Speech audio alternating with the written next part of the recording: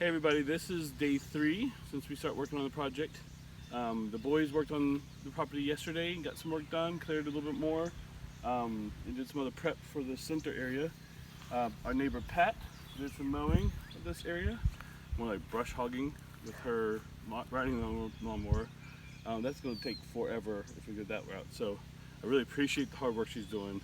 It's really awesome, really neighborly, really nice. We're gonna have to figure out another way because we need to get that done super fast. So today I'm gonna work on that locust tree. If you don't know what locust trees look like, they have thorns about like this. We're gonna take it limb by limb and try not to let any thorns drop so we don't pop tires. And we're gonna do a bunch of other clear. We're gonna clear around this shed. We're gonna look around the shed. Try to make a brush pile for wood that we want to burn in fire pits.